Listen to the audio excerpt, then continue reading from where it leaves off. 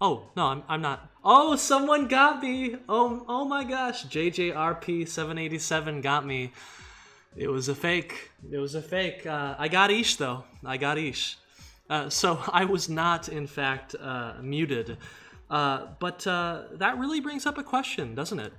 All of those other times during which I was muted, was I really? So now you never really know, do you? So let's go ahead and get started. I'm actually going to keep this calming and chill music going. Oh, you can't barely hear it.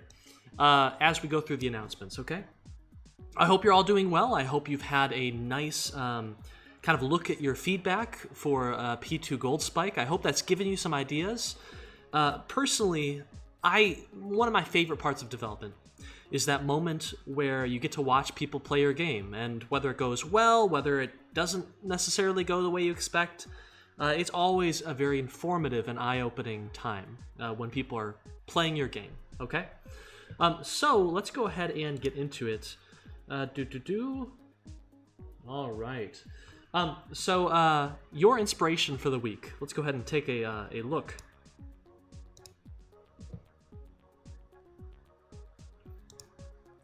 So someone on the, I believe, Nintendo subreddit brought up the fact that the recent, semi-recent release of Luigi's Mansion 3, it's not that old of a game, it was really well received. It was also regarded as a very beautiful and very, very kind of artistically competent game.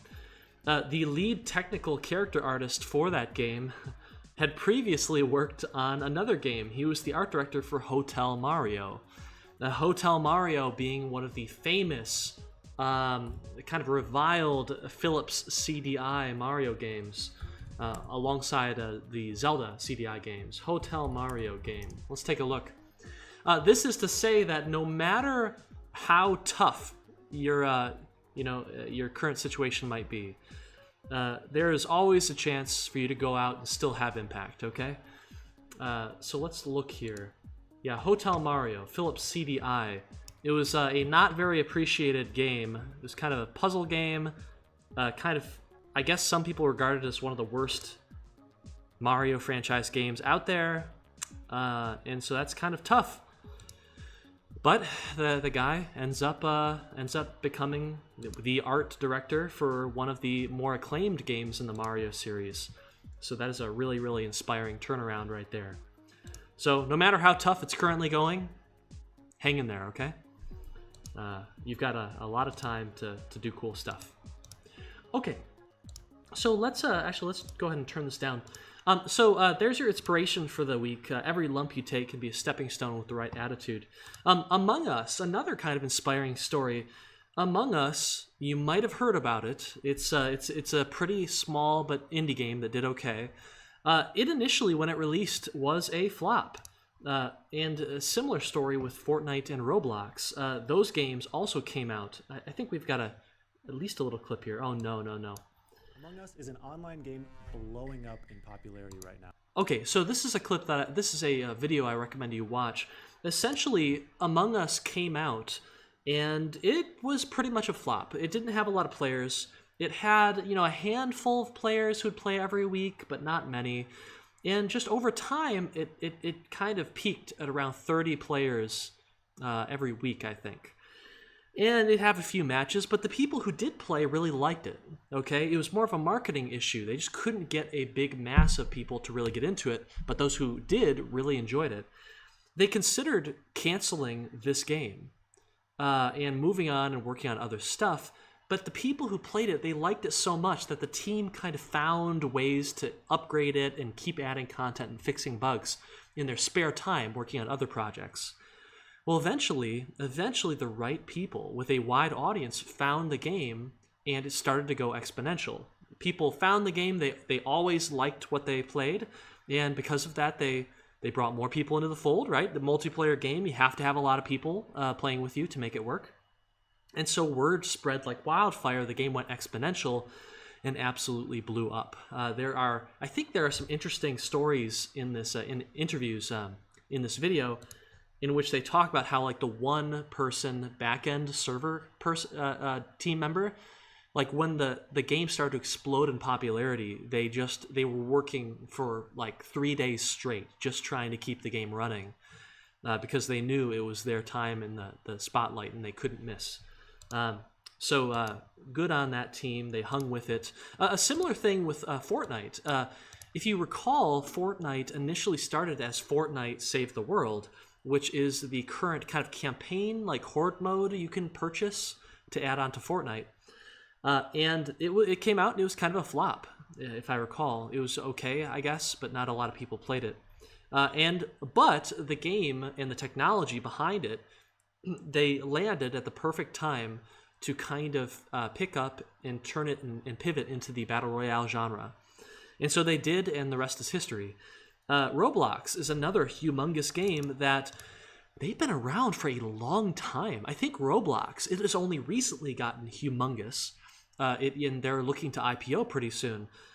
But Roblox, I think, has been around in some form or another since like 2004 or something. It was an early day, or maybe 2007. So you can look it up on Wikipedia, I believe, if you want.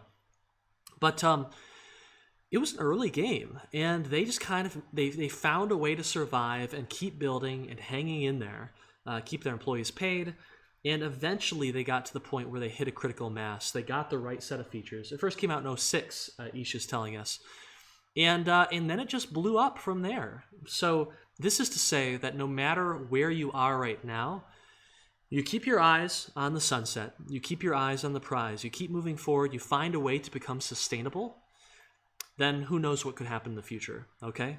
Your game that is just barely sustaining your team right now could blow up if only you get the right feature set, if only you can fix the right bugs and get it in the hands of the right people, okay?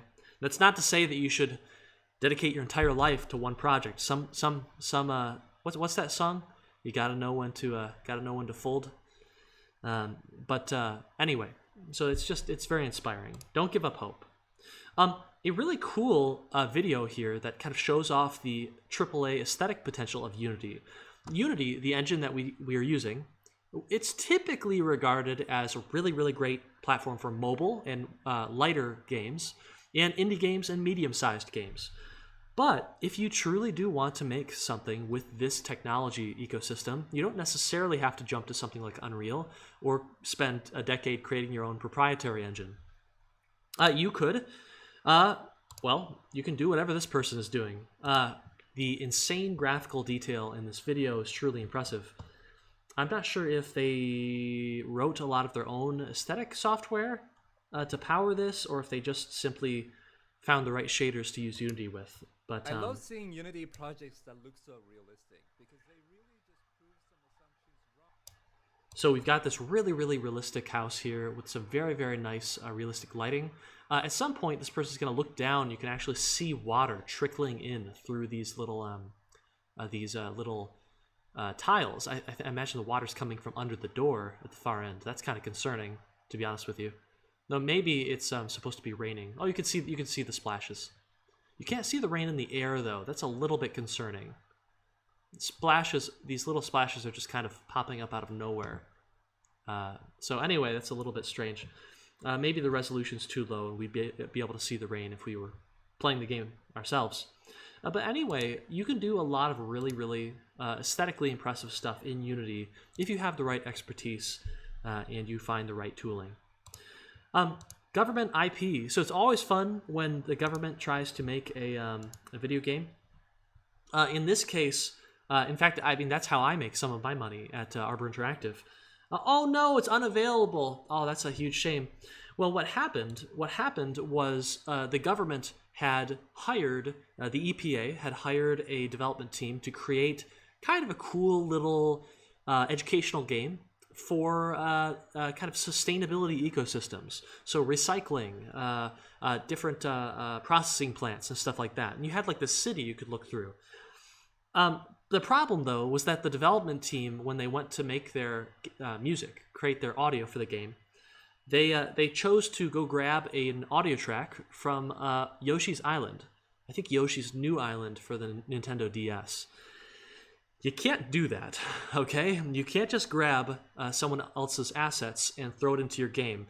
You might be able to do that as a placeholder, like while you're testing and trying to get the right feel of your game, but eventually you have to replace it. You have to remember to replace it.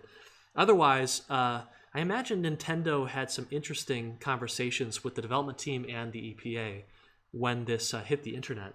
Anyway, this snafu is still, I guarantee, if you Google Yoshi's Island EPA, you'll probably find links to this article, but it's currently broken, so I'm sorry.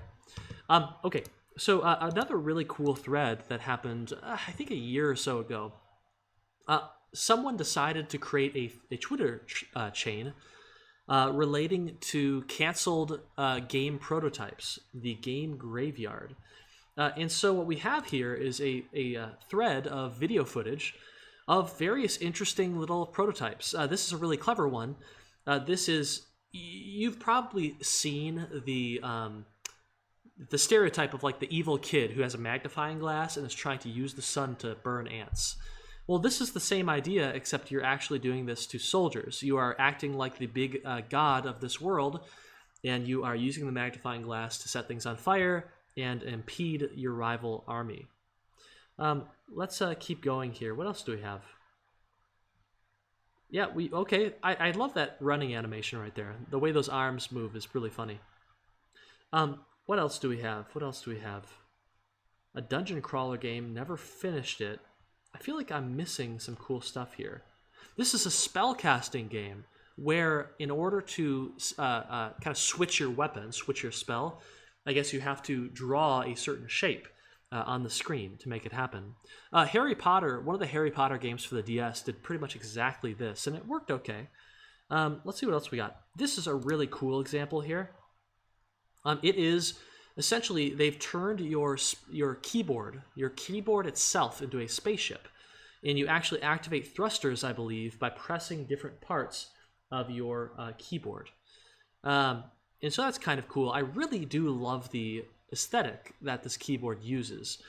It uses Hooke's law. That's why these tiles here are so springy and they look organic and lifelike. It almost looks like a germ or a bacterium that is kind of swimming through the plasma. Anyway, okay, by the way, we're gonna show you how to do that in just a little bit. That's gonna be the main topic of today. We'll get to that in a sec, though. Anyway, I encourage you to look through that thread if you want to. There's a lot of cool stuff. A general announcement is that this course is very interesting in that the beginning half of the course is fairly prescribed, right? You've got the Project 1, where you have this list of tasks to do.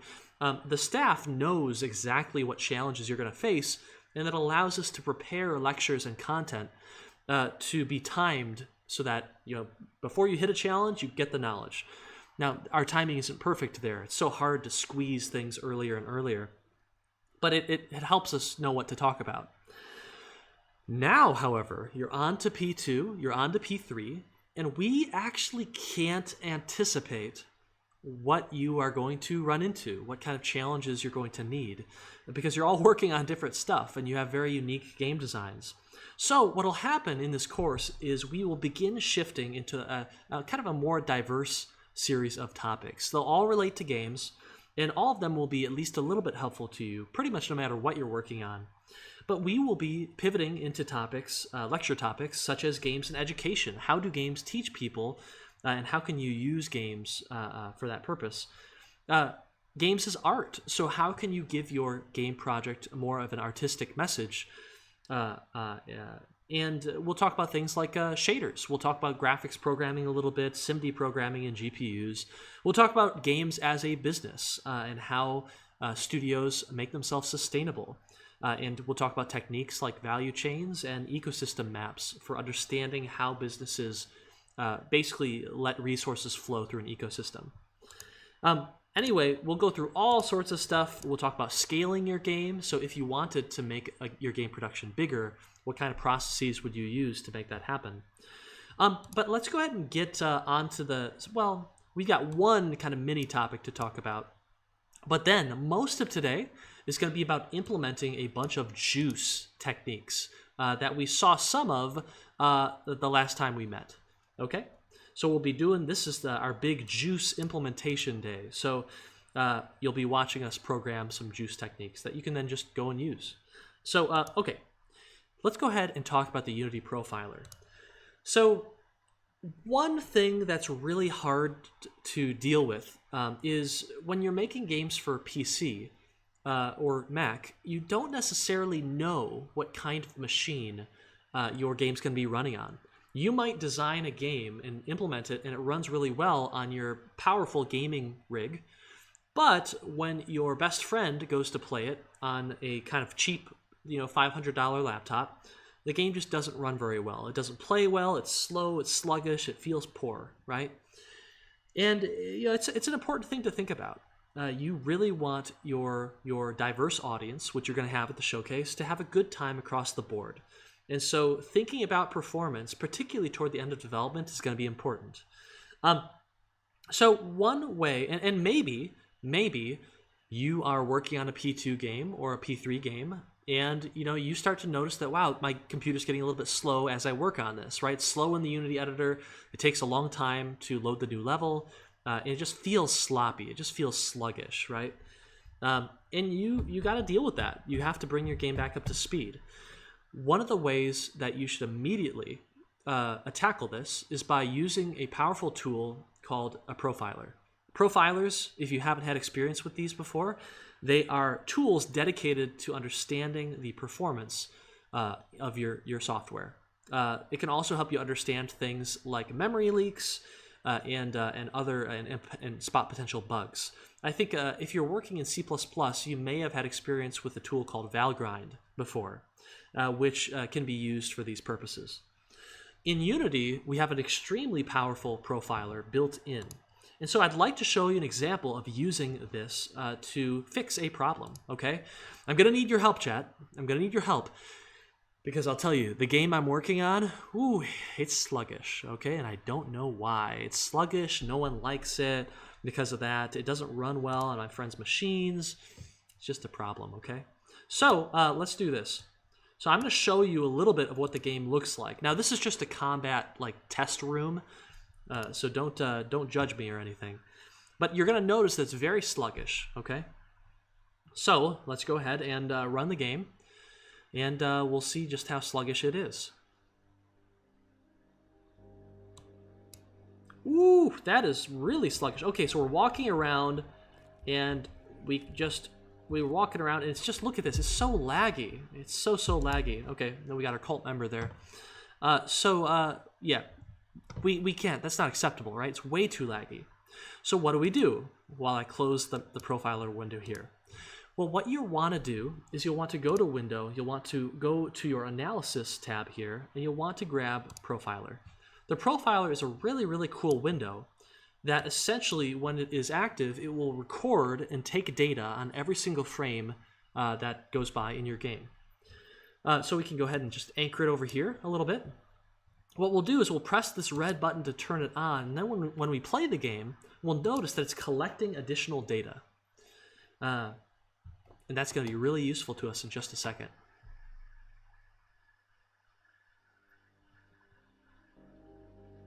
Okay, so we can see it's collecting data, and you can also see that we're running at about 15 frames per second. Do you see this line up here?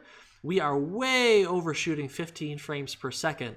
We must be running at something like 5 frames per second, okay? We'll collect a little bit more data. I'll try and walk around. It feels terrible, okay? It's a bit of a disaster. Okay, we'll pause the game, and now what we want to do is we want to actually click into this cool little timeline here. What we'll get is we'll get a bunch of information. This total frame took 77 milliseconds. If you do some math, what you'll find is that if you want to run at 60 frames per second, which is kind of the buttery smooth standard, then you need to get down to 16 milliseconds. If you want to run at 30 frames per second, then you need to get down to around 33 milliseconds, okay? We're at 77, so not even close to either of those. So what we really want to know is what is causing this slowdown. Well, if we click around, we can actually see, we get updates down here in our little inspector view on the bottom. It says, hey, the player loop is taking up 96.4% of our time. right? 161.7 milliseconds. That doesn't seem right. But clearly, this section, the player loop, is our problem here. If we open it up, we get this tree that shows us essentially a bunch of different function calls, and it orders them. It sorts them so we can understand which ones are taking the most time.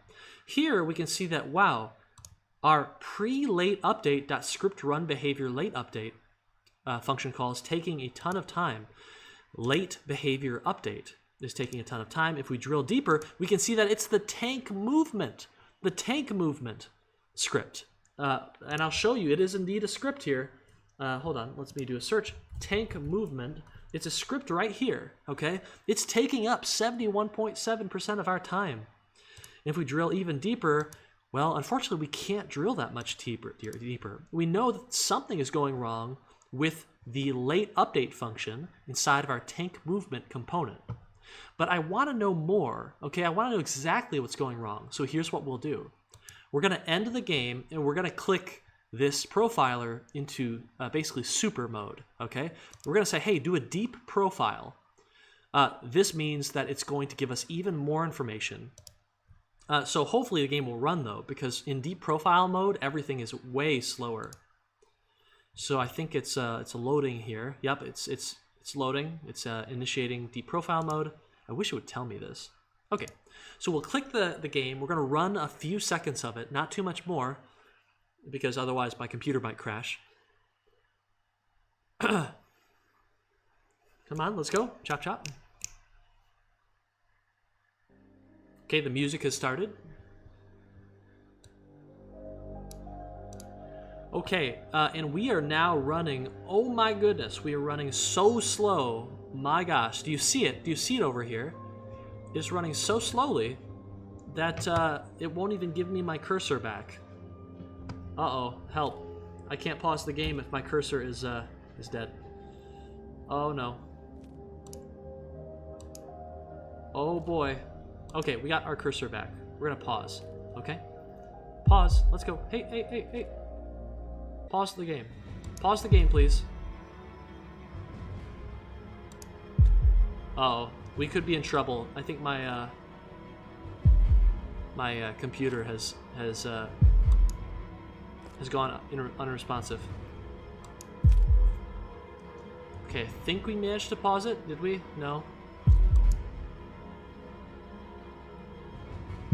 Oh, yeah. It just works. So the problem is the code, the suspicious code that I wrote is a little bit too powerful. It's slowing us down. So let me go ahead and I think, well, can I just turn off I might be able to just turn off profiling here. Can I just kill it? Can I click the red button? The bail button? I'm mashing the red button now. Alright, we might have to kill it. Rest in peace.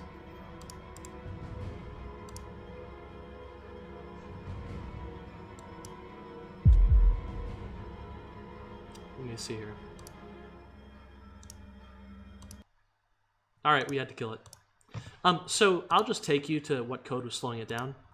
Essentially what would have happened if I wrote code that wasn't so slow was we would have been able to drill down deeper. So not only would we be able to see that there's a problem with late update, but we would have been able to see that there was a problem. Actually, we don't even have to go in and open the project up again. Take a look at this. So inside of tank movement, we'll go to late update. Come on.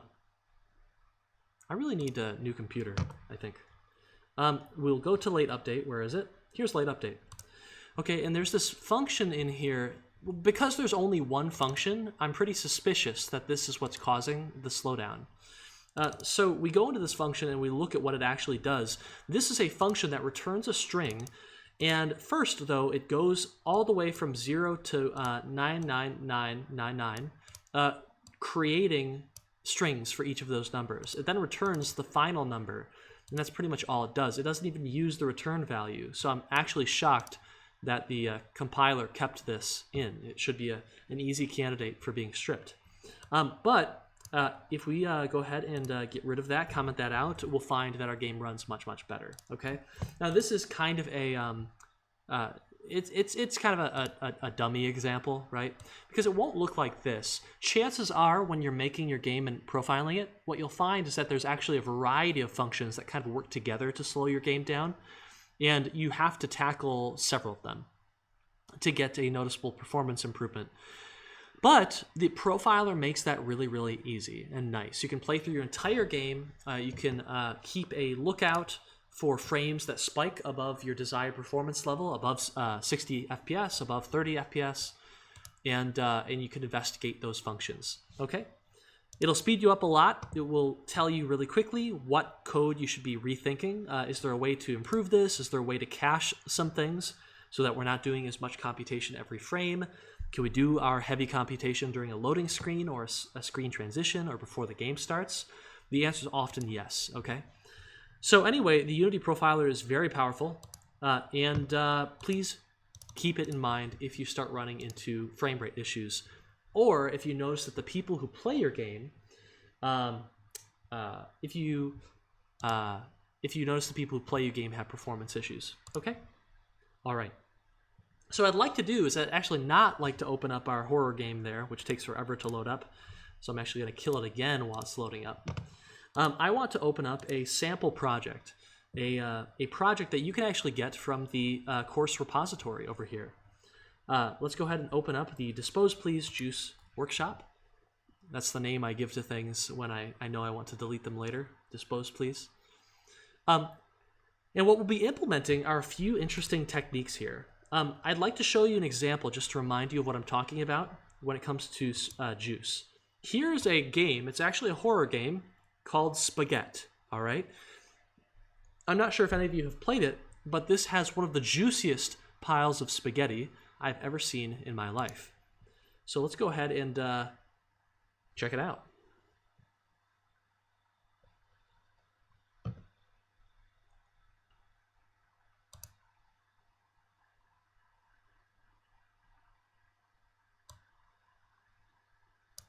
Okay, so what I want you to notice here is I want you to look at the spaghetti, and I want you to notice not only the sound effects, but I want you to also notice the kind of way that it moves and morphs and deforms when the player actually hits it, okay?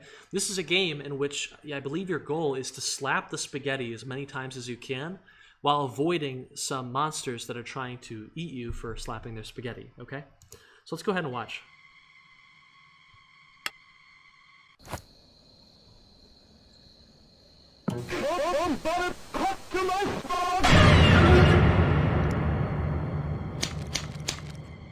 Look at that. Look at that. Right? So, I have a feeling many of you look at that, you're like, wow, that's super satisfying. And when you ask yourself why that is, look closely at the actual shape, look at the particles, and listen to what you hear.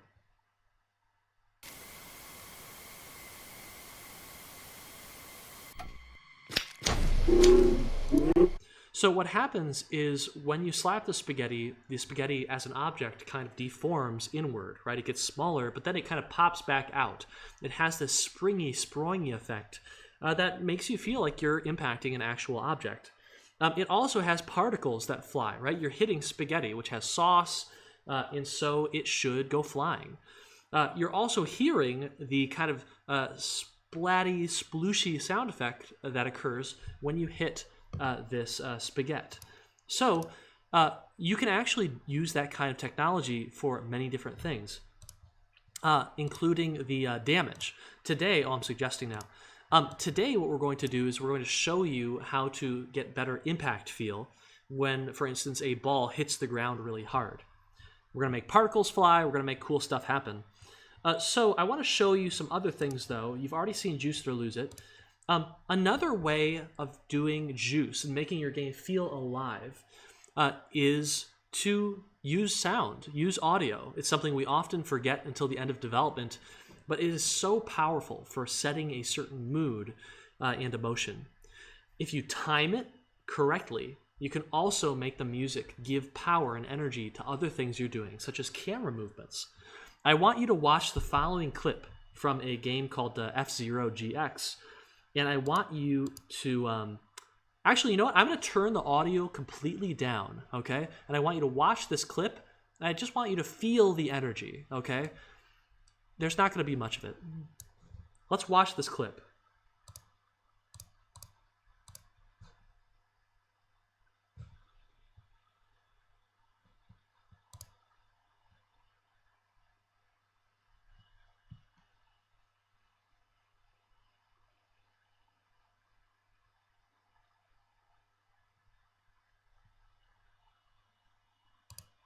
Okay.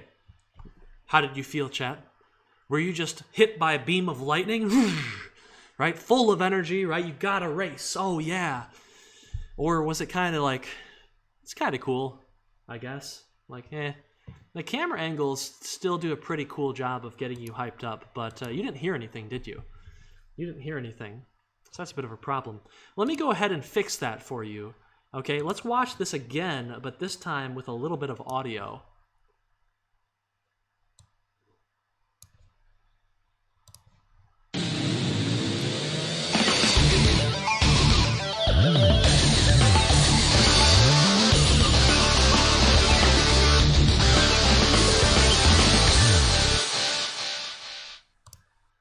What do you think, chat? Yeah, it's a little bit better, isn't it? Some of you already have heard this song, but the magic and energy of this intro, in many ways, comes from the fact that the camera angles, very dynamic and full of energy themselves, they're timed exactly to that of the music. Whenever the music comes in with a new riff, a new beat, the camera angle actually changes with perfect timing. Notice this.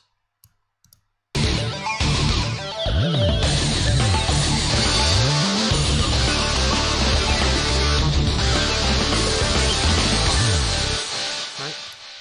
So anyway, one of the most powerful things you can do is find ways to make your game move to the music a little bit, okay? All right, let's keep going. Another really interesting way to do juice and to make characters feel alive, and this is actually an example that is extremely cheap and that you could do for any of your games, 2D, 3D, any of your games with a moving character. Let's watch South Park, right? Who watches South Park? Anyone? If you're familiar with South Park, then you will be familiar with its animation style, which, while extraordinarily cheap, obviously cheap and fast to do, is extremely efficient, okay? The South Park show is pretty amazing in that it is produced in a week. A new episode, which I think is like 20 minutes or so long, is produced every single week, so they can be very topical if they want to. So let's go ahead, and I want you, when we watch this short South Park clip, I want you to watch, in particular, how the characters move. They look like they're full of life, even though they're using very cheap animation styles. So watch this.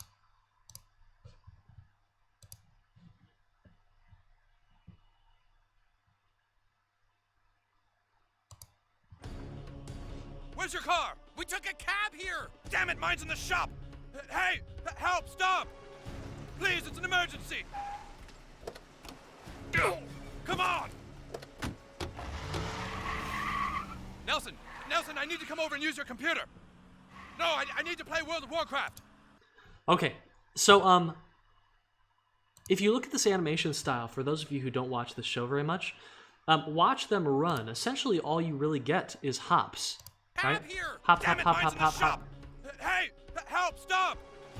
Please, it's an emergency! Also, I think they're using the same mouths. Come on! Like, everyone has the same mouths. Anyway, this is actually an extremely easy thing to implement in Unity. This basic hop. Detect whether your character is moving or not, and if they are, give your player this interesting hop animation. It's a way of taking basically one sprite and making it look good, like it's actually moving. Now, here's an example here. So here you've got this little character, and we only have one sprite for her. And so we wanted to make it look a little bit better than just her image sliding across the screen. So we did two things. We gave her this Paper Mario kind of flat turn effect, right? Where all we do is we take the X scale of this game object and we lerp it down to 0 and then to -1 if we want to look left, and we lerp it in the other direction if we want to look right.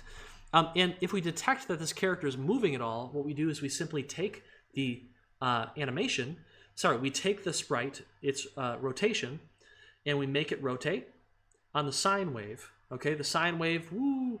And then for the hopping, we just take that sine wave and we make it the absolute value of the sine wave. So instead of the smooth wave going back and forth, we have this hop pattern. And it's really, really simple and was very, very effective. I think here's another example. I'm not sure. I guess let's take a look.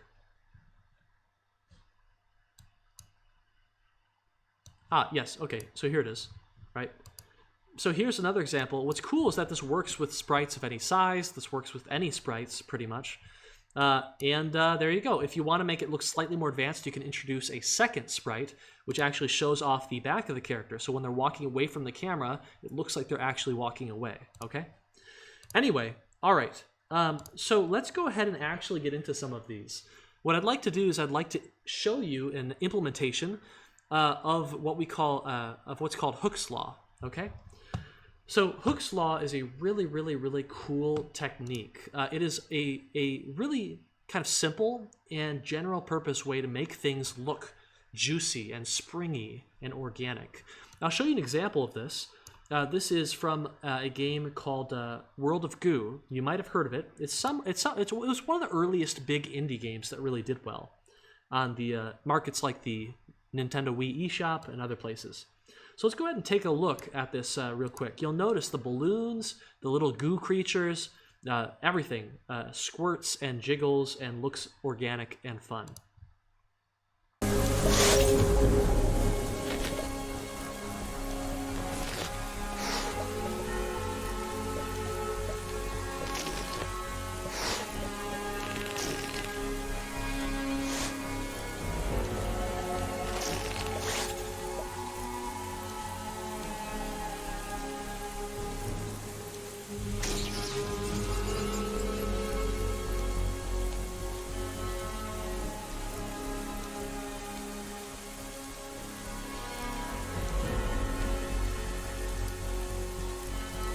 Okay, so this is actually a secret area in this game, and it's an area where the designers decided they would put some hints as to how they accomplished the juicy effect of all of these different characters, right? The gooiness of this game that makes it so visually pleasing and fun to play around with. Look at right there, F equals KX. F equals KX. F equals KX. This is referred to as Hooke's Law, okay? It is a model for, it is an approach to modeling linear springs in physics. In fact, if you've taken Physics 140, and I think all of the engineers in this class have to, then you've heard of this law. In fact, you've probably used it on an exam before, F equals KX. Now, what's cool about this is that if we make a couple assumptions, then this is really, really easy for us to implement into our game, right? Because we also remember another equation. It is F equals ma, okay? F equals ma. It is the equation that relates force to acceleration. If we assume everything in our game has a similar mass, we don't really care about mass that much. We just get F equals a, okay? In other words, the force we calculate here, kx, is equal to our acceleration that we should use to change our scale or our velocity or whatever we want. So in other words, acceleration up here, I hope you can see this in the tiny bar, acceleration equals kx, all right? So let's go ahead and implement this. I want to open up a project here. I think we've got it going. This is what we're going to end up creating today, by the way. Let's go ahead and show off what we're making here. Yeah, World of Goo's music really is pretty intense. It's a game that's sometimes very scary. Look at this. Look at this. It's a little bit of a mess because we're sending things in too fast, but you'll notice that when a ball hits the ground, it actually doesn't just stiffly like bounce off of it. It actually bounces and deforms a little bit as it strikes the ground. shows you that impact. You get a feel for it, right? That plus the camera shake and the particles give you this more powerful effect than we would otherwise have. So let's go ahead and do this. I want to create a new scene.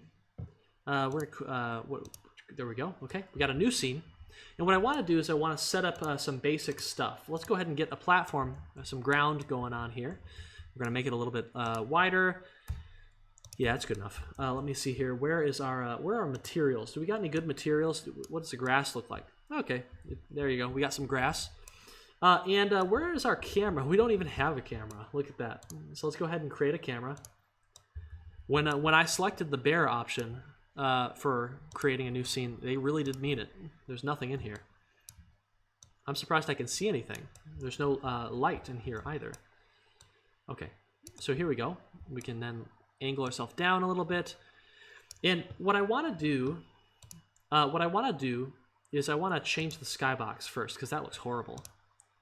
Okay, we got a solid color. Let's just make this pure black. That looks pretty good. I don't like this color of grass. It's so dark. Let's bring in a light to help us light it up here. Ah, there we go. That looks a little bit better. Okay, so what I want to do first, if we break down what we just saw, if we want a first basic implementation of Hooke's Law, I want to just have a ball. I want to have a ball in here, and when I press the space bar, it does a little jiggle. That's really satisfying, okay? So let's go ahead and get that. We'll get our ball in here. We got a sphere. We'll take it to the origin. Hopefully we'll be able to see it. Raise it up a little bit out of our green. Oh, there it is. And we'll move it over. Yeah, this isn't at the origin, is it? We'll bring it over here to the origin. We'll bring our camera to the origin as well. We'll go ahead and back it up a little bit. We'll raise it. There we go. Okay. Get a good look at this ball. Bring it down. Awesome. Okay, so we have this ball, and when we press the space bar, we want it to do this really nice kind of distortion. So what we're going to call this is we're going to call this Hooke's scale, okay? Because that's what we're going to be affecting when we press the space bar. We're going to affect the scale in a Hooke-like approach. So it's going to be really bouncy. So we'll create this component. We'll wait for Visual Studio to open up. And come on. Come on, Unity. You can do it. There we are. Cool. So we now have Visual Studio. Okay. So the first thing we need to do is we need to get the Hooke scale model going. If we look back at our equation here, we have F equals kx, or in other words, we have A equals kx, acceleration equals kx. But what do these variables actually mean?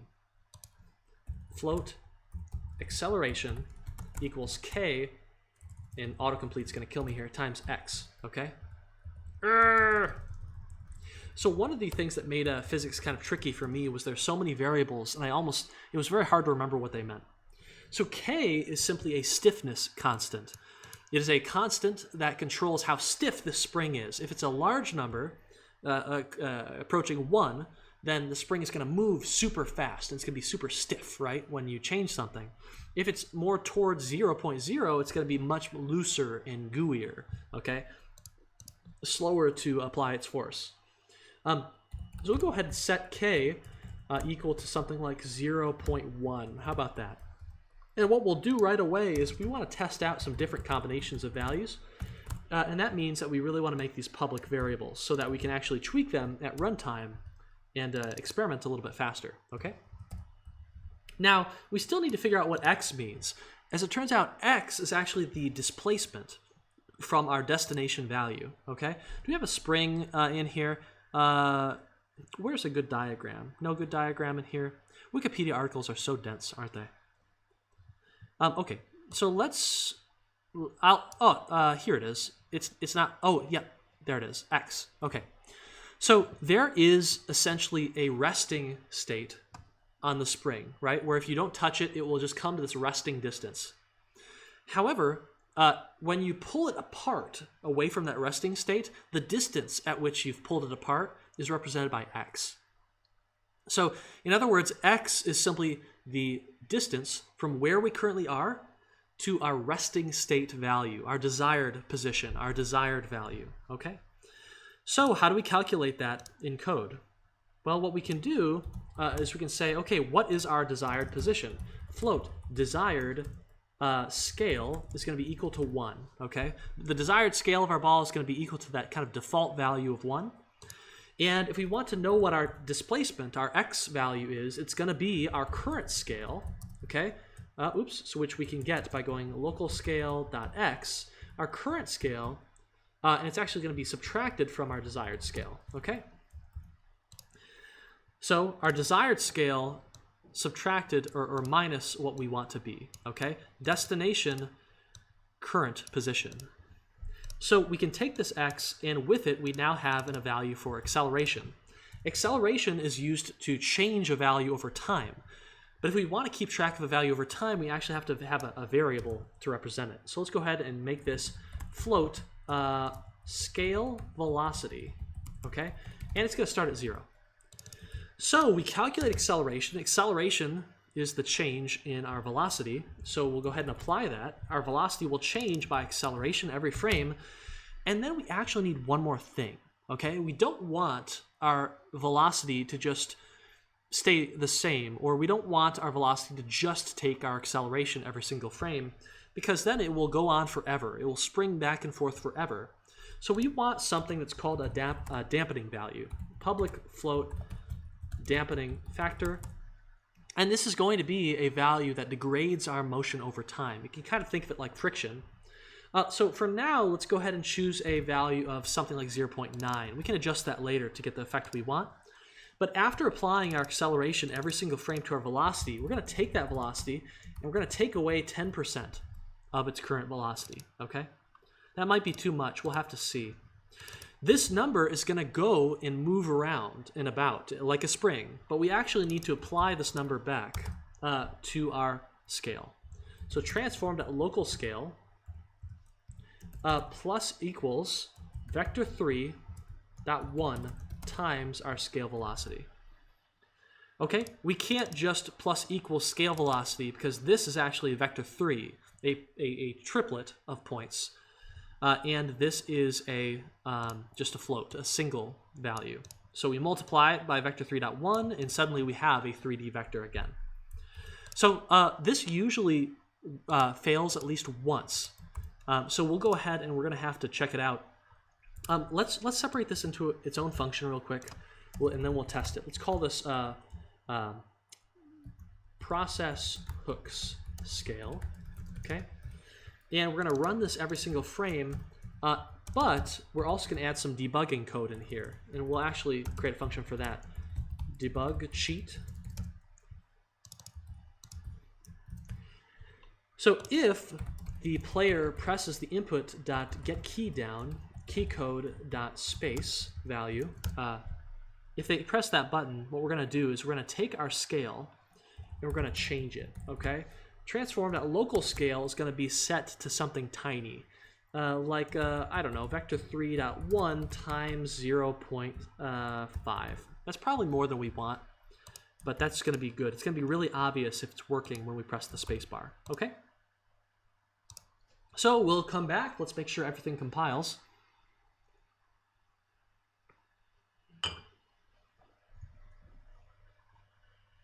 And there we go. So let's go ahead and run the game, and we'll press spacebar, and we'll see if Hooke's law is working for us. It's either going to work or it's going to explode. There it go. Look at that. Isn't that nice? It probably looks a little bit choppier because we don't record at 60 FPS, but this looks really, really nice on my end. It gets small and then it kind of gets bigger. If we take the dampening factor and we just make it 1, then it will never stop, okay? It will never stop at all. So that's what the dampening factor does. If we want it to last longer, we can give it a not 1, but still large value, and then it will take a while to kind of settle down. I really like to do something like 8, right? So you get this little pop at the end, but not too much. We can experiment with higher values of K, and we get this more violent kind of behavior, right? Where it quickly goes over. We can get, I think, a more juicy behavior if we go less. Wow, that is small. Let's go ahead and and reduce our dampening factor so we can see. Whoa, look at that. Now I feel like I'm at a carnival or something. That's too small of a K. Let's try 0.5. That's kind of neat. That's kind of neat. I want it to slow down faster though, so we'll go to 9. I like that a lot. I like that a lot. That feels like a really fun button to click on. Like you click on that, click, and it just kind of gets small and comes back out. That's really neat. Okay, so we'll save those values, and that's roughly what we had in the first place. All right. So we can't see the parameters actually. Hold on. There we are. You can see them. We've got a K and we've got a 0.9 for dampening factor. All right. Anyway, so there we go. Now what we actually need to do is we need to hook this up and make the ball actually kind of fall. So let's go ahead and do that. And what we're gonna notice is there's actually a problem with this. So let's go ahead and give this ball a rigid body. We want it to fall, right? And when it falls, we want it to do that big boing and get big and get small again. Let's raise this up into the air so we can see it fall. Then we'll just watch. We'll watch it fall, make sure that's working.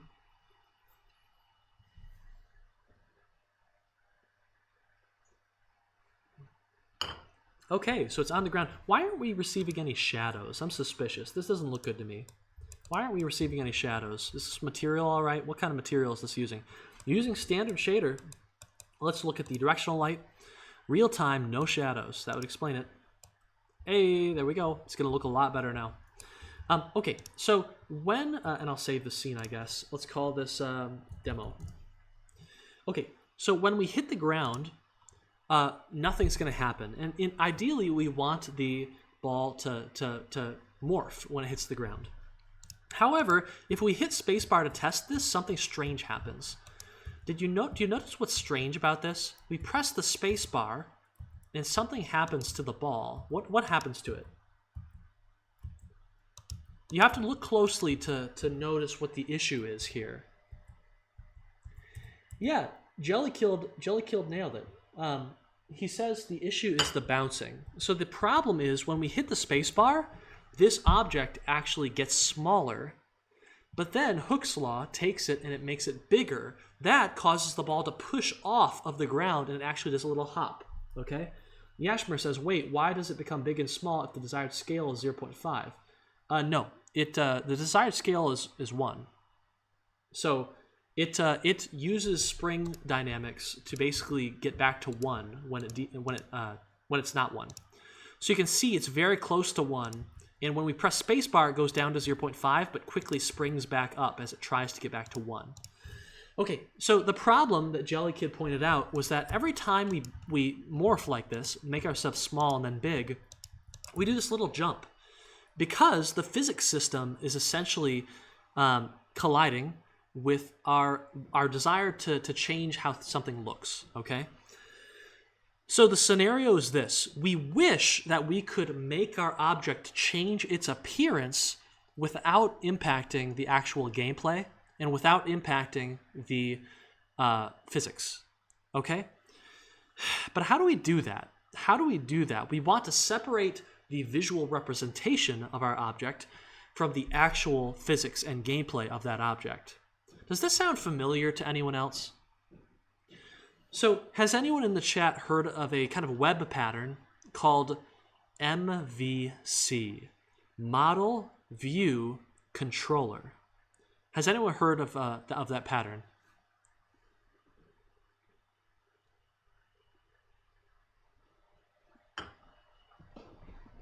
Oh yeah, right? 493 does it.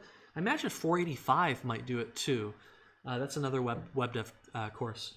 But MVC is a really, really cool pattern. For those of you who haven't heard of this, it is essentially a way to separate the actual underlying data that powers a website from the representation of that data, the view. So you've got the model, the database essentially, you've got the view, which shows that data in different ways potentially, and then you have the controller, which I believe alters the data. So what you have there is a way to separate the data and visualize it in many different ways without actually changing the underlying data. It sounds similar to what we want to accomplish. You have a view game object, right, that represents another game object, which is the actual underlying data, the actual underlying character, the gameplay mechanics, the physics, okay? And if we can find a way to do that, then we can have the springiness of the visual representation. We can do anything with the character's aesthetic that we want, and it won't get in the way of our physics and gameplay. We don't want this little hop to happen. It just doesn't look good. It might mess us up.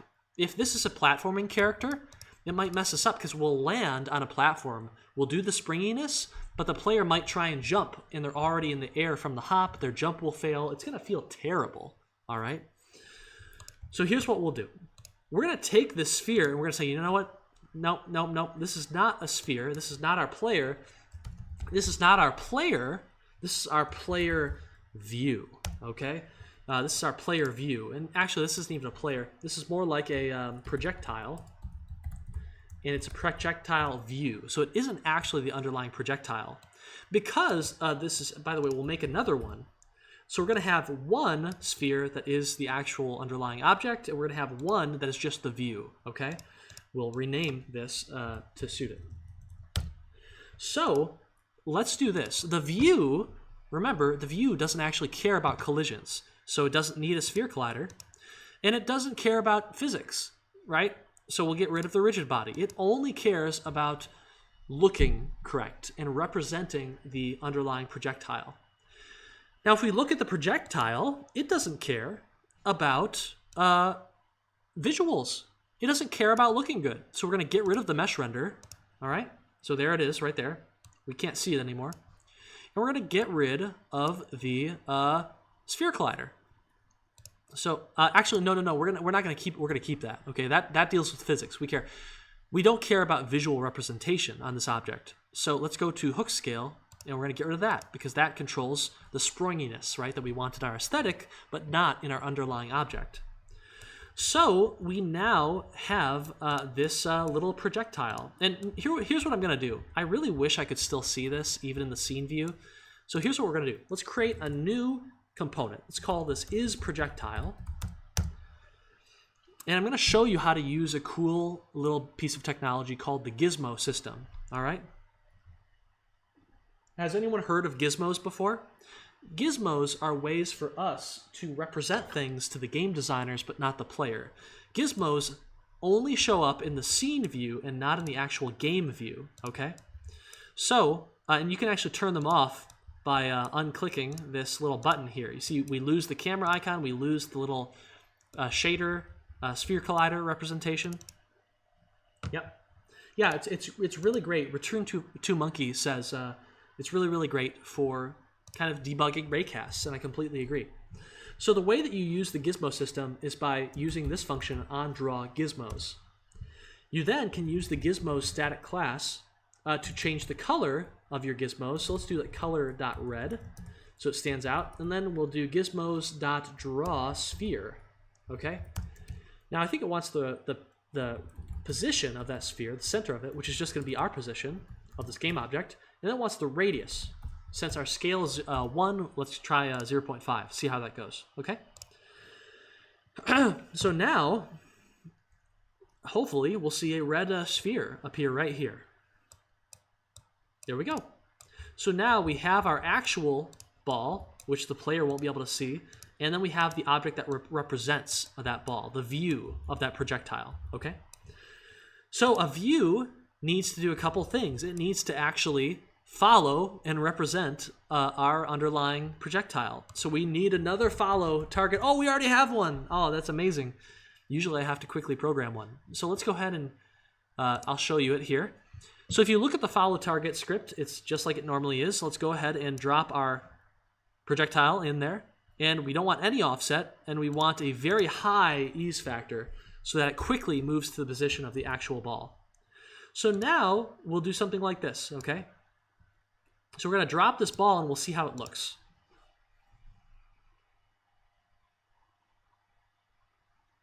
What? There we go. And best of all, if we press the space bar right now, are we going to get a hop? Are we going to get a hop, chat? We're not. Look at that. It falls. We'll go ahead and run it again. It falls, and then we can do the springy effect, and it's not going to affect the physics of the ball. It's not going to change any gameplay. Boing! Right? There we go. It worked. Yes, during the break. It's the break. All right, it's the break. So let's go ahead. We have a request to look at the child. Okay, the Prophet has a really good question. We'll answer it in a sec. But during the break, Return to Monkey. Who requested? Yashmer requested the Hooke's Law code. Okay, so we're gonna take a look at that in just a sec, and we'll take 5 minutes. So let's take 5 minutes, everyone. Let's take 5 minutes, take a break, get yourself some tea, and we'll see you back then. I'm going to throw some music on, okay? What would sound good? What would sound good, everyone? Let's do some Crash Bandicoot 4.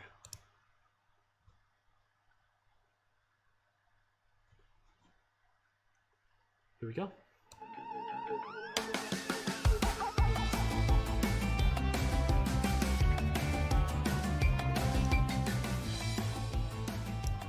Okay, so the question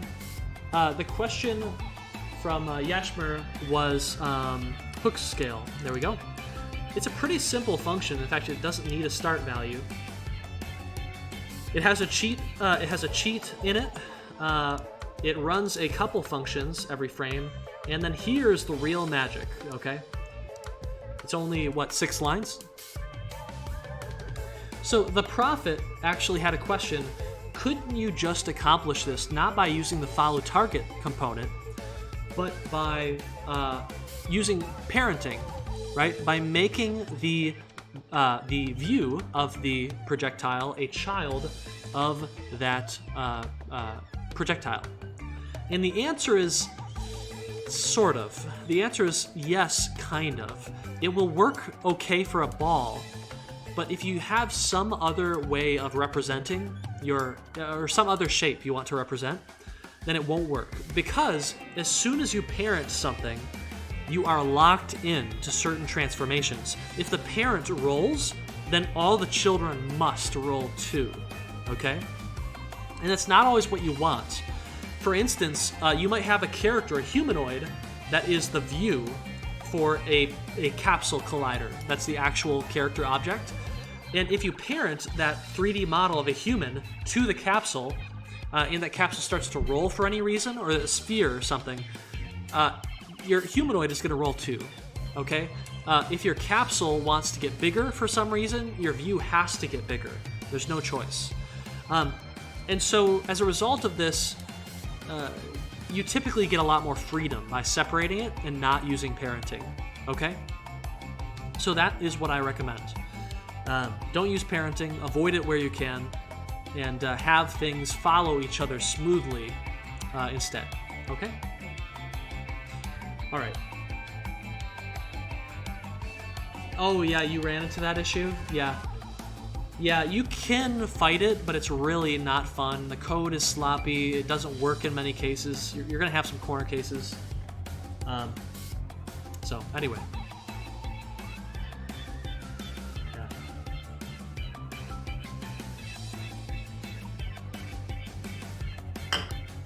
Okay. I think we have about 2 more minutes. Yeah, this is my favorite track in Crash Bandicoot 4. The music is good, but it's very ambient most of the time and not very catchy. This song is catchy though.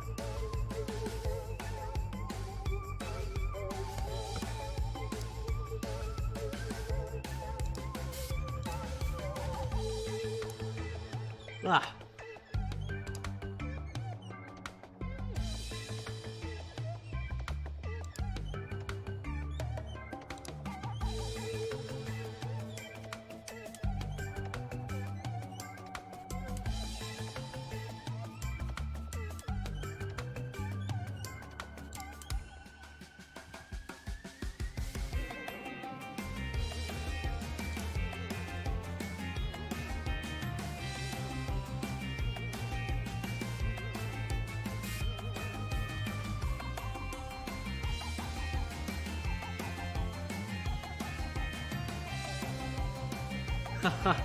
So Joe Dotson has had Idle Breakout running for a week straight.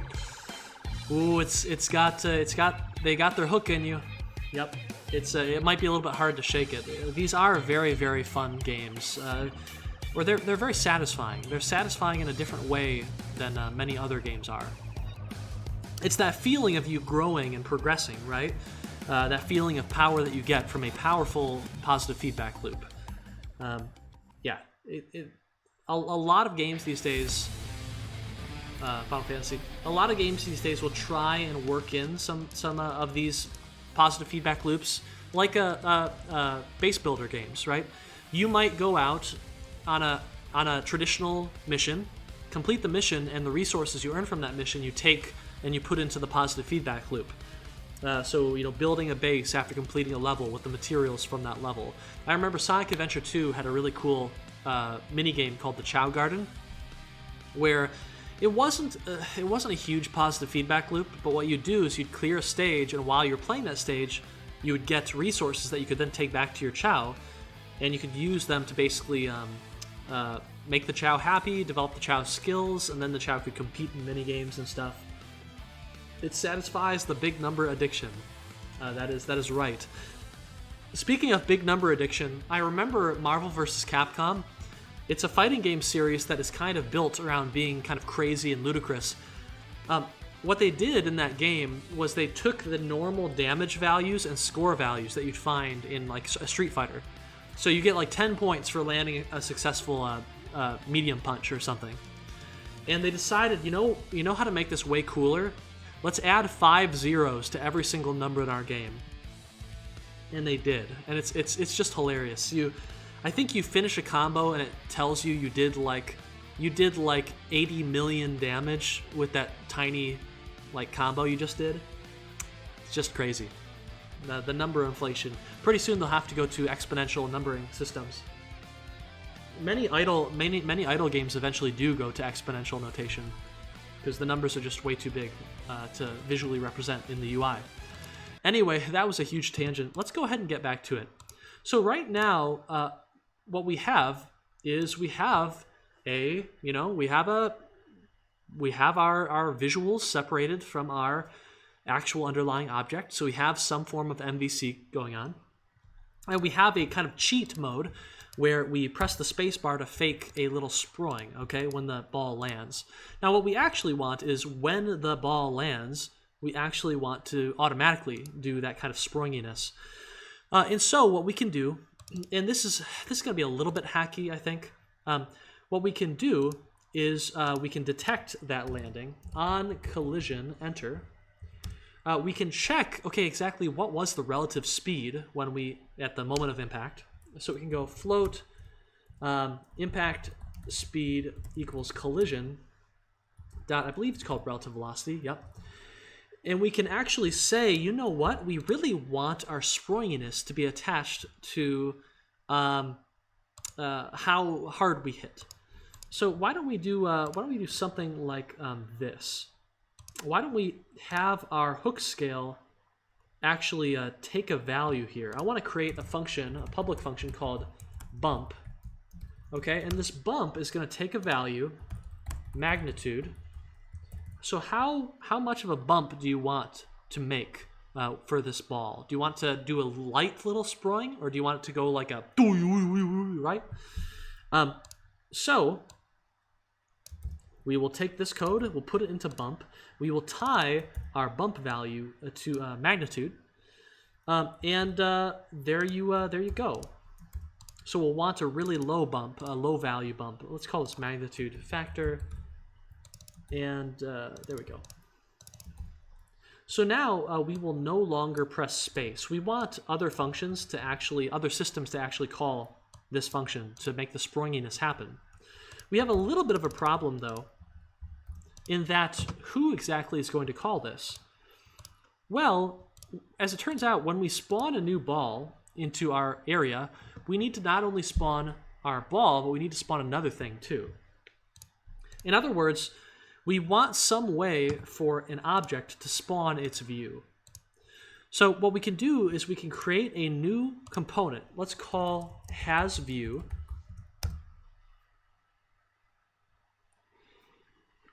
And this is going to be a new component that is dedicated to helping objects spawn their view game object. So let's say that any object that has a view is going to have a public game object variable called view prefab, so that the designer can specify what their view actually is. When the game starts, or when this object spawns into the world, the first thing it should probably do is it should spawn a copy of its view, right? Game object new view equals game object dot instantiate. What do we want to create? Whatever our view is. Okay, this new view should start at our location because it needs to represent us, right? So that's simply going to be done with this line. And then we need to actually tell that view that it should follow us. So we're going to say, hey, if the new view has a follow target component, ooh, that looks awful. If it has a follow target component, then we want to actually set it up. We want to set up its target to be us. It should follow us, okay? So this is a pretty simple component. The designer, the game designer, specifies what is the view object that represents our current object. We spawn in that view when we spawn in, and we move it to our location, and we tell it that it should follow us, okay? So let's go see if this works. So we're going to take this projectile, we're going to make it into its own prefab here. Let's create a folder for that, be organized. Prefabs. We now have projectile prefab, but we also have projectile view prefab as well. Where did the projectile go? Here we go. Oh, it's not moving in. Oh, because we have an error. Is projectile has view which does not derive from mono behavior? It doesn't? Interesting. Yeah, it does. I think Unity might be a little bit confused right now. Has view derives from mono behavior. I don't think we have any errors, do we? Ah, we do. Cannot convert factor 3 to 3. Okay, so impact speed, relative velocity. So we want to do magnitude. There we go. Okay, so now what we have is we're going to have projectiles that spawn their own view, which is really, really useful. So we're going to have a projectile. Okay, the projectile needs a view. It has a view. What view does it have? It looks like this, okay? The projectile view. And then when we spawn a projectile into the scene, hopefully what we'll see is we can actually see it. So let's go ahead and start the game, and then we're going to drag in our own projectile and see if it looks okay after we do so. So we'll go ahead and drag in our projectile here. Boom, there we go. It spawned in. We dragged in one game object, but that game object, when we brought it in, spawned its own view, okay? And now when we move it around, that view follows it really smoothly, and it looks pretty good. Okay, so now what we can do is we can say, hey, projectile, when you hit something, when you collide with something, what I want you to do is I want you to take your impact speed, and I want you to tell your view about it. So let's go has view. We've got view prefab. Let's also create public game object view instance. We're going to store a reference to our actual new view. Let's call it, let's use it right here. There we go. Boop, boop, boop. Okay. Now what we can do is we can go, hey, and this is a little bit spaghetti. We'd really like to use the event bus to do this in a less coupled way. But what we can do now is we can go, hey, if we have a view, we can now grab that instance, view instance, and then we can go bump, can't we? We can do, we can grab its hook scale, dot bump. Cool. And we can bump with this impact speed. Okay, this isn't going to quite work though, because bump takes a number, it takes a magnitude factor, and we actually want this to be small. Actually, the larger it is, so it's going to get really, really big. So let's take this magnitude factor, and let's go ahead and 1 minus it so that it's going to be small. Okay? Or maybe, what do we expect this to normally be? Let's just try this and see how it goes. So this will come in. If it's going to be a bigger amount, then it should be a little bit bigger of a collision. We might want to do some multiplication on this after we test it, but we'll see. We'll see. We also need a way to actually spawn in projectiles so that we can see if it's working or not. So let's go ahead. We're going to create a new game object. We're going to call this the projectile spawner. And we're going to call this just does spawn game objects. Okay. This component is going to take our prefab. It's going to take a prefab, whatever we give it, and it's going to spawn it after a certain amount of time. Okay? Okay, so let's go public game object prefab to spawn. Let's go public float interval seconds. Let's set this to something like 3, okay? Okay, and then we need a little timer to keep track of how far we are through the interval. So we'll set this to 0.0. When we start out, we will set our timer equal to the interval, and then every single frame we're going to deduct from that timer. So timer minus equals time.delta time. If timer is smaller than equal to 0.0, we're going to go ahead and set our timer back to the interval, and we're actually going to do our spawn. So GameObject.instantiate, what do we want to instantiate? The prefab to spawn. Where do we want it to be? Where we are. And the rotation as well, no rotation please. Okay. There we go. I think that'll probably do it for us. So let's go ahead and see what happens. We're going to want to move this projectile spawner. Oh, you know what? I can't see it. I can't see the projectile spawner, and that's a problem. So we're going to use gizmos. On draw gizmos, I want this spawner to be color.blue. Okay, so let's go gizmos.color equals color.blue. Let's go and draw ourselves as a little sphere. Transform.position 0.5, and we should be all good to go.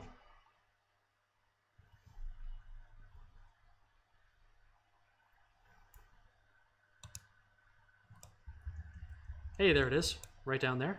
Let's bring it up here so we can actually see it. Okay. So we'll bring it up, and we'll put it right there. That looks pretty good. Okay, so now, what do we want to spawn? Let's go into our prefabs. We'll drag in our projectile, which we want to spawn, and then 3 seconds sounds about right. Okay? Okay, we'll start dropping some stuff. 1, Mississippi, 2, Mississippi, 3, Mississippi. Boing. Whoa, that's huge, right? That's enormous. So let's go ahead and probably do some multiplication here. So when we do a bump, Hooke's law, Hooke's scale, there we go. When we do a bump, we probably want to multiply this value by, I don't know, something tiny. And we probably also want to cap what this value can actually be. So magnitude factor, let's say that we just don't want our value to be able to exceed the range of, -1 to 0 to 1. -1 to 0 to 1. So we can go ahead and clamp it in this way. And, oh, that's 0, 1. Let's do this. What value? Where does the value go? It goes in here. So let's go magnitude factor is going to be clamped from -1 to 1. Okay? All right. We probably want to raise this a little bit.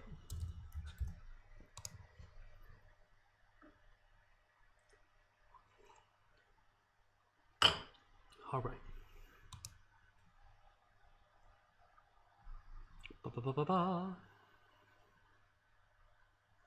Okay, so 3, 2, 1, boom.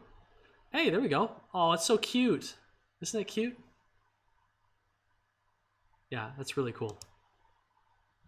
Okay, and now it's kind of jumping. So let's do something else. One, let's zoom our camera out a little bit so we can see it better.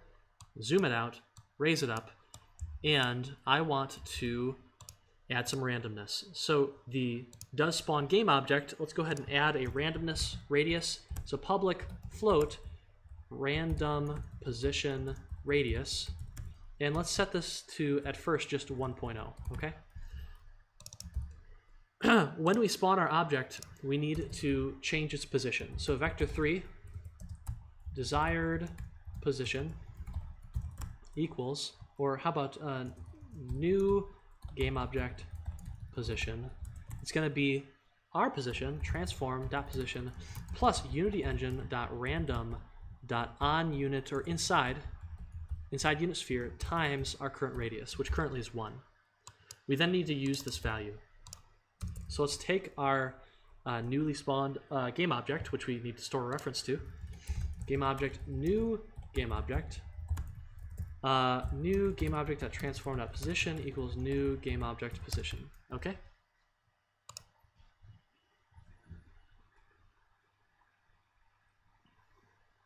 Do some compiling. All right, we'll open Unity back up. There we go. And let's see how it goes. We'll raise this up a little bit. And we'll probably speed up the interval as well.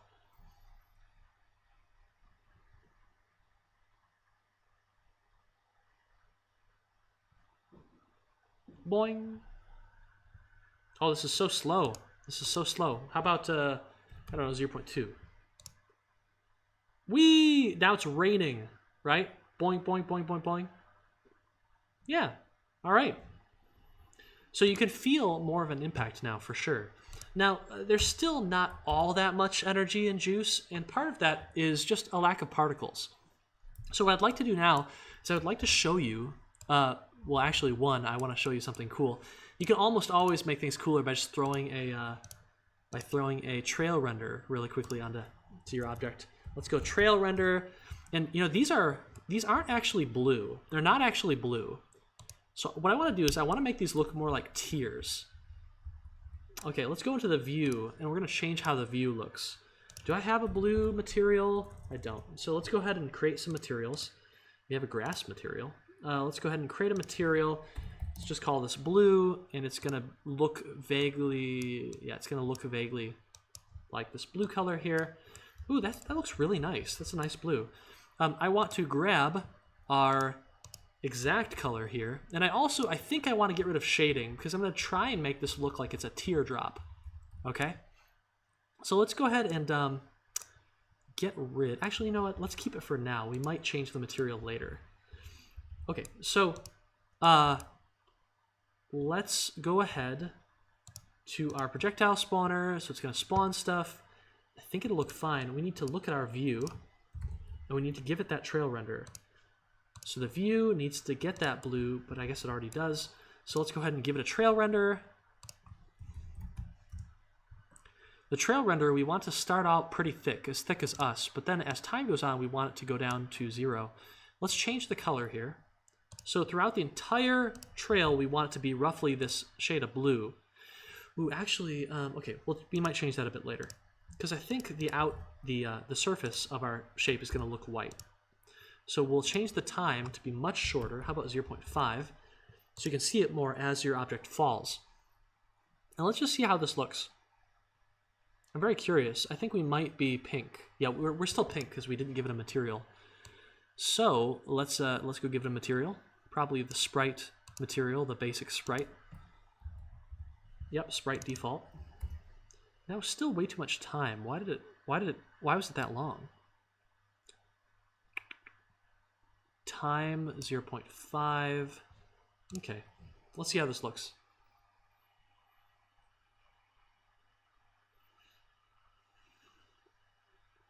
Oh, that's really weird. Do we have 2 on here? I think we might have 2. Do we have 2 trail renders? I wonder why it's doing that pink. We only have that material. So let's spawn in one of these, and we'll look at them closely to see if there's a second material on it. So we spawn in something. Boop. There we go. So we now have a projectile that we can look at. The projectile. We put one on the projectile, and we didn't want to. We only wanted it on the view. So we'll go to projectile. We'll go into the prefab. We'll remove this trail render. Oop, there it goes. Then we'll take a look and see how this really looks.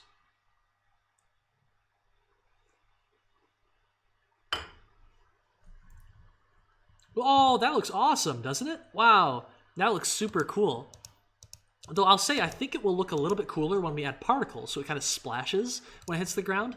But I also think it will look a little bit better if we take this material, this blue material that we're currently using on our view, and we well, where is it? There is it. Where is it? Where is it? Mesh render. We got mesh render. Where's our material section? There it is. Here we are. So we got our blue material. And let's make this unlit so that we don't have this kind of, it's not different colored on different parts of the circle. Make this unlit. Yeah, transparent should be fine. Actually, no, let's go with color. There we go. Cool. Ooh, I have a super big headache right now. I apologize if I'm rambling or moving a bit slowly. Oh, that's awesome. Look at that. Oh, very cool.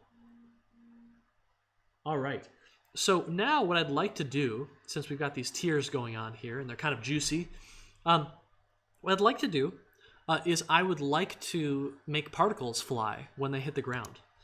So it's raining maybe, and we want these to really splash when they get on the ground. So we should start introducing particles. I don't think we've actually done this before, have we? Have we introduced particles, chat? Yeah, it does mess with your depth perception a little bit. Actually, you know what? Let's fix that. Let's create an orbit cam real quick. I think we can do it pretty quickly, and I really love orbit cameras.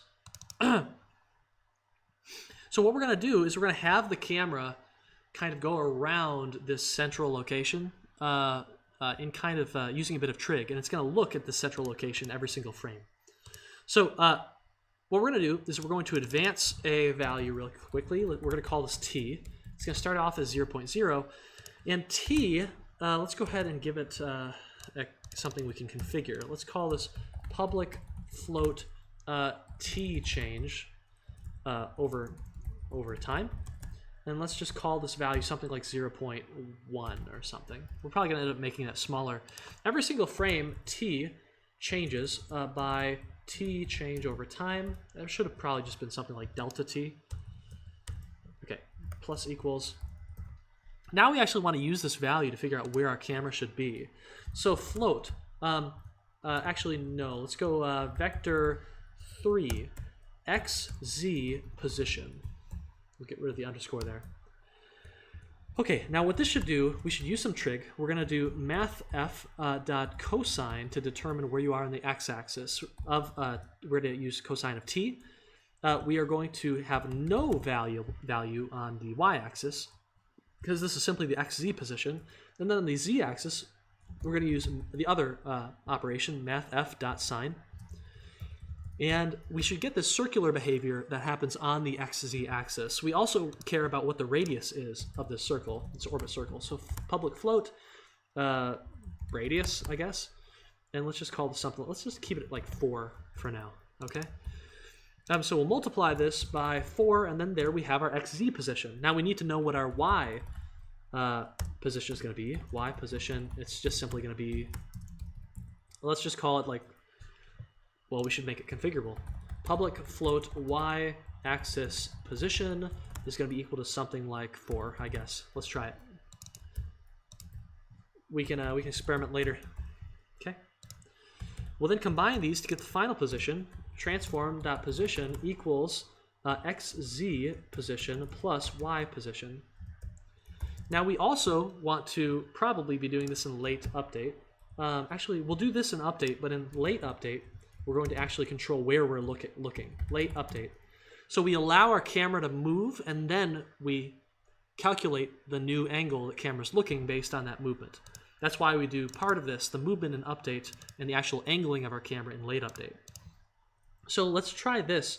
We're going to have our camera set look rotation. No, look at, let's try that.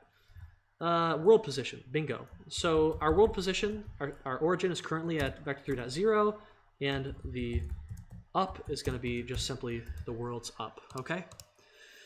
Let's see what happens. we'll look at it in the scene view first, and hopefully we should see the camera kind of going around in a circle.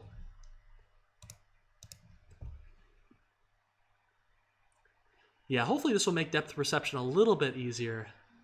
Oh, it's so fast. Oh my God, look at that. It's like a platter. It's like we got the pizza pie spinning. That's super cool. Let's go ahead and slow this down though. 0.1, how about? Oh, that's pretty cool. 0.01. All right. 0.01, I also noticed something with our trails that I'm not super happy with. You can sometimes see the trail because I think it's slightly too big. When the object gets small, when it bounces, you can see the trail because it doesn't get quite as small. So let's go ahead and take our trail, find its width. Where's its width at? Oh, it's up here. Okay, let's make it a little bit smaller. We'll be a little bit less likely to see the edges of the trail. See how this looks. That's pretty cool. You can still kind of see it sometimes, but it looks a lot better now. Okay, so now what I want to do is I want to actually have some particles. It's like in the old cartoons where they spin a newspaper. Yeah, that's right. That's right. So let's get some particles going. I want this to be rainy. So how do we get a rainy scene? Well, let's go ahead and create a particle system. A particle system is a very, very powerful component that can do a ton of things. It is so powerful, it even has its own like inspector rendering system, right? This is the particle system component. When you open it opens up and is absolutely enormous, and it has a lot of tabs with additional information and customization options you can tweak.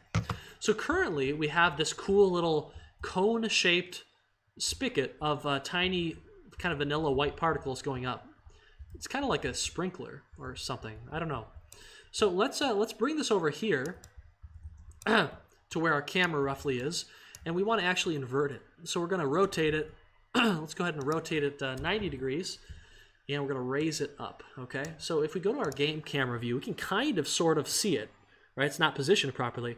We don't really want this tree shape though. This emission shape is totally incorrect for us. So we're going to go down to a tab called Emission. We'll click on it.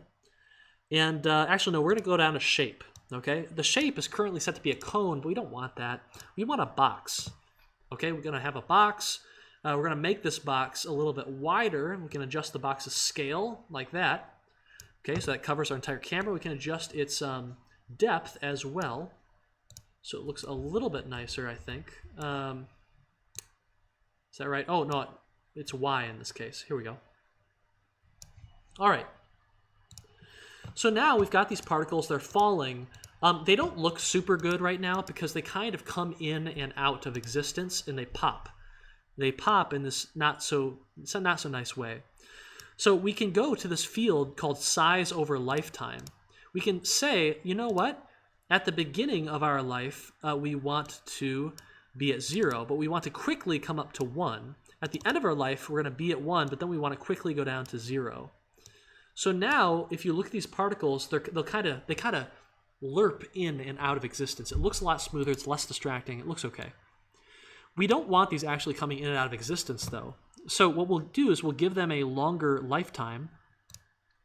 So let's say we'll give them 10 seconds of life, and we'll also change our box so that they only spawn above us and not like right in the middle of where we're looking. So we'll change our shape. Can we make it a lot thinner? We can do that. We'll then raise it up to above where the camera can see. Okay, there we go. So these shapes and colors, they're not really doing it for me. So we can go down to Render. This Render tab tells us essentially the properties of how each particle is rendered.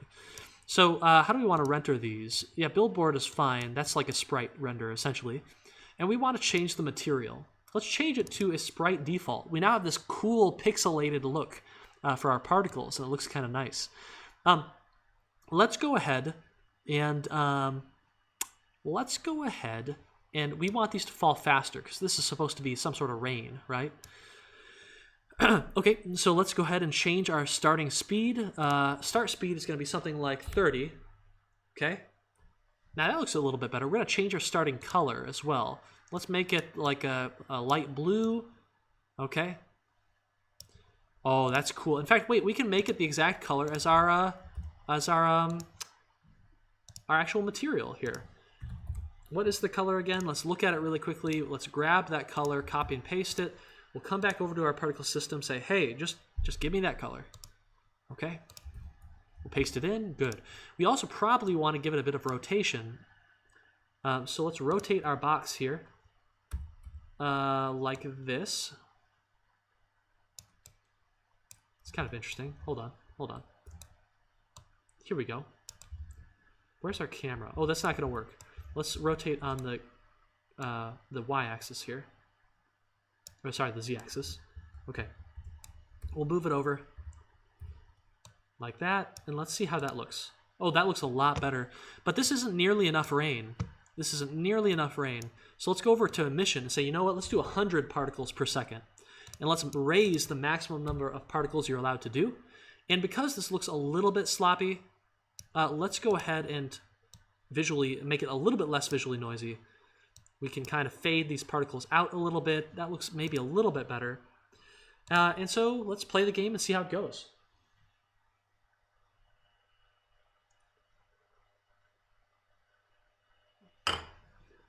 That's pretty sweet, isn't it? However, I think we can actually tell these particles to stick on the ground if they hit the ground. So let's go over to collision. Collision, open that up. Let's collide with the world itself. And let's not bounce at all. I just want to stick there. In fact, I want to put this to like a very high dampening. Lifetime loss, mode 3D, collision quality high. I hope this doesn't explode our computer, because that's a lot of collisions to be doing every single frame.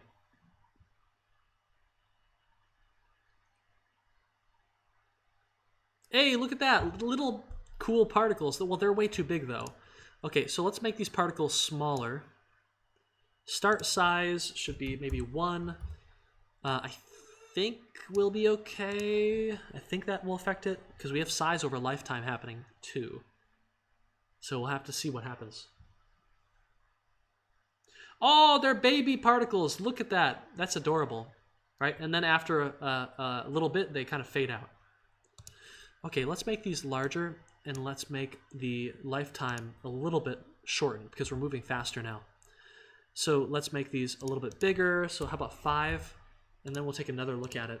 Then what I want to do is I want to have a burst particle. I want to create a burst particle so that when our balls hit the ground, oh, isn't that awesome? That's super cool. Okay, so what I want to do is I want to create a burst particle that actually sends water flying everywhere when one of our balls hits the ground. For this, we'll actually need another particle system, and we'll move through it fast since we're running out of time. We'll call this the particle manager, okay? And this is going to be a system that we move around to different locations and tell to burst their particles everywhere. This is not the kind of emission that we want. However, a burst is typically in the shape of a sphere, and we typically want it to come from one location as well. So the radius thickness, 0, 0, okay, cool. We want these particles to have gravity, and we want them to actually look like the color we're after. So they're looking like that. We'll make these into pixels as well. So these are now cool little pixels. Let's go ahead and give them a faster start speed. So start speed is going to be something like 30. Let's go ahead and make their simulation space world. So if we move the particles around, they don't all move with us. Let's go ahead and give them gravity. Where's the gravity modifier? Yes, right there. Okay, so now the particles actually fall. They kind of fall. Though I think we might need to change how fast we're sending these out. Well, that's really fast. That's way too fast, I think. And these particles are way too big. So let's change the starting size to like 0.25. Let's change the speed to like 10. And let's go ahead and change how we emit these things. So we don't want to do any particles over time. We want to do a burst. We'll add a burst here. This burst, every like 1 second, I think, it sends out how many particles? It sends out 30, okay? Let's send out more like 100. Ooh, that's a lot. Let's go ahead and change the speed slightly down, though. Oh, that looks super cool. Let's give these particles a little bit of physics so they'll kind of roll off of this platform and run into it. I don't think that's happening. Let's go to, not planes, but world. Oh, that's cool. They kind of fly off. I don't want them to bounce. I just want them to kind of slide. So watch this. Right? Oh, that's super cool. What about this? Let's have them start. Their color over the source of their lifetime is going to be... How long is their lifetime? It's going to be like 2 seconds maybe. Let's have their color over their lifetime be... They kind of start off as blue. They start off as blue, but then they kind of morph into this lighter white color, and they lose their alpha, so they kind of fade out over time. Okay, so let's watch how this looks. Oh, and then they fade out. That's super, super cool. Okay, so what we want to do is we want the ability to move this thing around and have it spawn particles only when we ask it to. So we'll create a new system called a particle manager. Does that already exist? What is this? Okay, it's created for us. Particle system, get component burst. Okay, so what we're gonna do is we're gonna use this this one that we created in the template. You can get this particle manager from the course repo. It's really, really simple. If you look at it, it simply grabs an instance of its particle manager component. Okay, so right here, a particle system component. My bad. It grabs its particle system component right here. It grabs a reference to it. It then, when anyone requests via this public static method, when anyone requests a burst at a certain location, it moves itself to that location, and then it tells its particle system to play. And that's essentially all it does. It also has the singleton pattern going on to make sure that there's only ever one particle manager. Okay, so let's go ahead and hook this up. Let's get the hooks. No, let's not do it there. Let's do is projectile. When it hits something, we also have a position. Okay, so we can do this. Let's go particle manager dot burst, request burst at a location, collision dot point, I think, hit point. Dot contacts. We'll get the first contact point. And then that is where we will put the particles, okay? So let's go ahead. Let's go ahead and see how this goes. We'll run the game. We'll see what happens.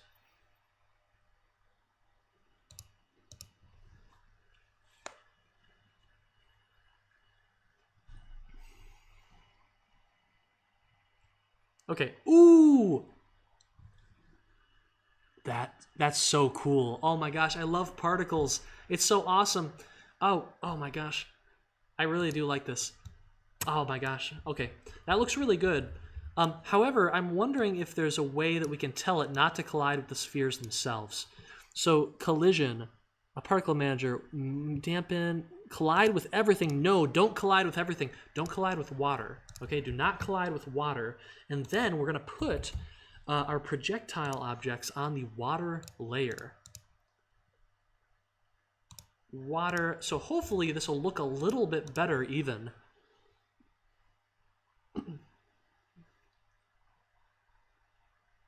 Okay, boom, boom. Oh my gosh, I really like that. Okay, so now we've got these balls falling down. When they hit the ground, particles go flying everywhere, they jiggle. Yeah, it's looking pretty good. We've got this background ambience here where we've got these kind of pixelated, stylized particles falling in the background. Yeah, I like this a lot. But anyway, this is the kind of really, really neat effect that you can get pretty darn quickly if you use a combination of Hooke's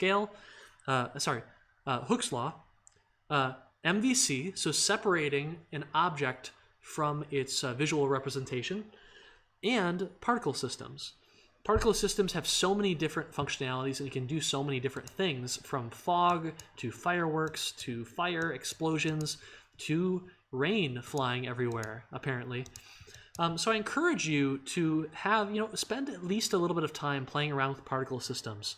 Maybe not so much on your P2, but when it comes to P3, you probably want someone dedicated to building special effects like this and just trying to make your game feel as juicy and full of feedback and as impactful as you can get it, okay? But that is essentially, I think, all we have time to cover today. And we will cover more elements of Juice next time, including things like the screen shake, how you can implement that really effectively.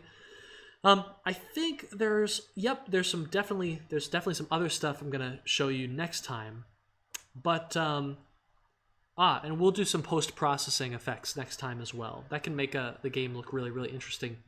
But otherwise, I think what we'll do is we'll take a slightly longer intermission than normal. I'll answer some of your questions, and then I need to get this headache dealt with, unfortunately.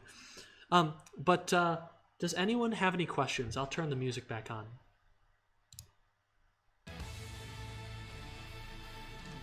Chat, do you have any questions? How's everyone doing? How's everyone feeling about Project 2? Feeling okay? You're welcome. We'll get this cool visualization running larger as we kind of do some questions.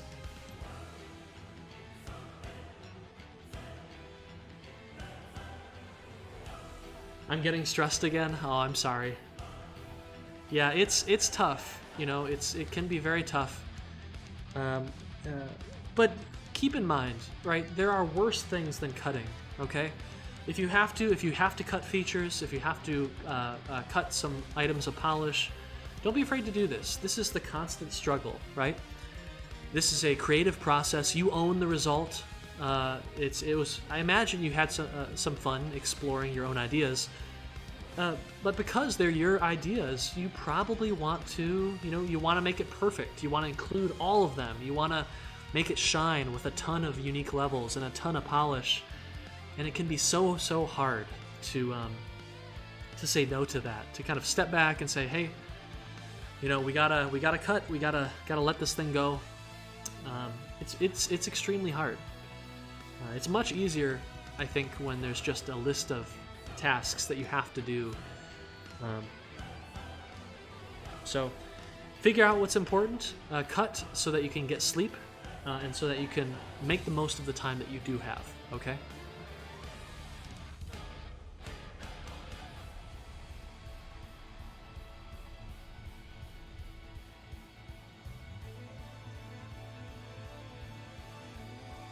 Yeah, we have to cut a bunch of stuff for our recent demo release of Greek Tragedy. It's a bad feeling, What happens to me a lot? What happens to me is I will be rushing to finish the game, and then toward the end of development, I'll start to playtest a lot more, and I'll notice that oh no, that thing we cut, it was super important. And so what'll happen is I'll basically crunch all night to get an updated version out that has the critical feature.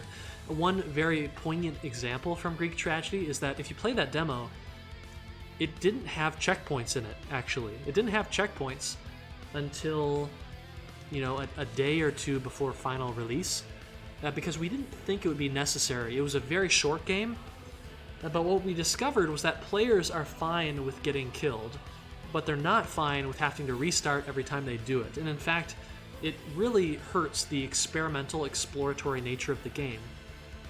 So we had to figure it out. We went back in, we invested about 2 hours and managed to get checkpoints working really well, way easier than we thought. We thought it was going to be tough. In reality, it wasn't. So we went back in and got some of those features in.